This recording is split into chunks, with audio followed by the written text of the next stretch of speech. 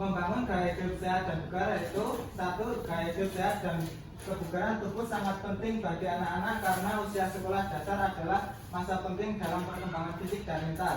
Namun banyak anak yang cenderung kurang bergerak dan lebih sering terpapar gadget sehingga mereka jarang melakukan aktivitas fisik.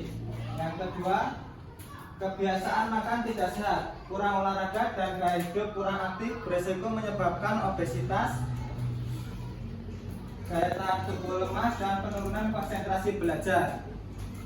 Oleh karena itu, perlu adanya program edukasi dan kegiatan terstruktur untuk membangun gaya hidup sehat dan bugar yang tidak hanya terhadap siswa, tetapi juga staf sekolah, guru dan orang tua. Tujuan dari program Mega Sekar itu yang pertama, membangun kebiasaan siswa hidup sehat sejak dini, menanamkan pentingnya nilai kesehatan pada siswa, meningkatkan aktivitas fisik di sekolah, mendorong siswa untuk aktif bergerak melalui olahraga ringan dan bermain. Yang ketiga, meningkatkan pengetahuan tentang pola makan sehat, mengajarkan siswa tentang pentingnya gizi yang seimbang dalam pertumbuhan. Yang keempat, membangun kebiasaan tidur yang cukup, mengajarkan pentingnya tidur yang cukup agar siswa dapat belajar dan beraktivitas dengan baik. Capaian program. Yang pertama, siswa mampu memahami dan menerapkan dasar-dasar gaya hidup sehat. Yang kedua, siswa terbiasa melakukan aktivitas fisik minimal 30 menit sehari. Yang ketiga, siswa mulai memahami jenis makanan sehat dan memilih makanan yang bergizi. Yang keempat, siswa memahami pentingnya tidur yang cukup dan pengelolaan waktu. Langkah-langkah program dan hasil yang diharapkan. Edukasi dan pelatihan awal. Langkah yang pertama, mengadakan sesi perkenalan gaya hidup sehat dengan permainan interaktif dan video edukatif. Hasil yang diharapkan, siswa memahami konsep dasar gaya hidup seperti sehat seperti olahraga, makanan sehat, dan tidur yang cukup. Langkah yang kedua, rutin aktivitas fisik. Langkah ini mengadakan 10-15 menit sesi peregangan dan senam sederhana setiap pagi di kelas. Jadi ini bekerja sama dengan guru kelas. Guru kelas untuk membiasakan mengadakan 10-15 menit untuk peregangan dan senam ringan. Hasil yang diharapkan, siswa terbiasa dengan aktivitas fisik dan merasakan manfaatnya bagi tubuh. Yang ketiga, edukasi pola makanan sehat. Langkah sesi edukasi tentang makanan sehat, buah-buahan, sayur-sayuran, dan makanan bergizi, termasuk demo makanan sehat. Hasil yang diharapkan, siswa mengenal makanan sehat dan lebih memilih makanan bergizi di rumah dan di sekolah. Selanjutnya, pengenalan manfaat tidur dan istirahat. Langkah memberikan pemahaman melalui cerita atau diskusi tentang pentingnya tidur yang cukup untuk kesehatan dan pembelajaran yang optimal. Hasil yang diharapkan, siswa memahami pentingnya tidur cukup dan mulai menerapkan rutinitas tidur yang teratur. Nomor 5, partisipasi orang tua dan komunitas. Langkah mengadakan sosialisasi dengan orang tua tentang pentingnya gaya hidup sehat anak di rumah. Hasil yang diharapkan, orang tua terlibat dalam membangun kebiasaan sehat anak seperti menyediakan makanan sehat dan mendorong aktivitas fisik.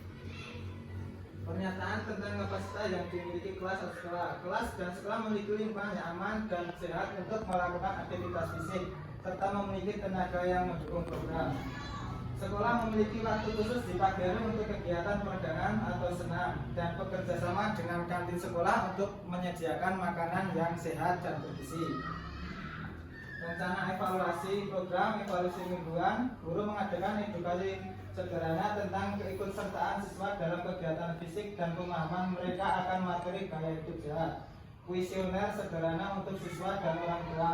Setelah setiap tema, misalnya makan sehat, olahraga teratur, pola tidur, kuesioner sederhana digunakan untuk mengukur perubahan kebiasaan. Evaluasi akhir program melakukan survei menyeluruh terhadap siswa, guru, dan orang tua untuk mengevaluasi perubahan kebiasaan anak selama program berlangsung seperti peningkatan aktivitas fisik, pola makan yang lebih baik, dan pola tidur. Kemungkinan tantangan yang dihadapi, kurang partisipasi orang tua. Anak-anak memerlukan dukungan orang tua di rumah untuk menjalankan pola hidup sehat, sehingga penting mengadakan sosialisasi rutin. berhubung di SD Negeri Bangsari itu orang tua itu kebanyakan kerja di pabrik, menjadi buruh pabrik. Jadi untuk orang tua itu kurang dalam pengawasan terhadap anak-anaknya. Masih ada yang menyediakan makanan seperti mie itu tidak sehat, dan seperti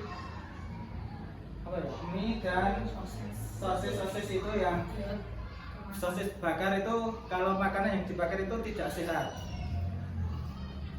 Yang kedua, kurangnya waktu di sekolah dengan jadwal pelajaran yang padat, perlu strategi agar program bisa berjalan tanpa mengganggu waktu belajar siswa. Jadi ini harus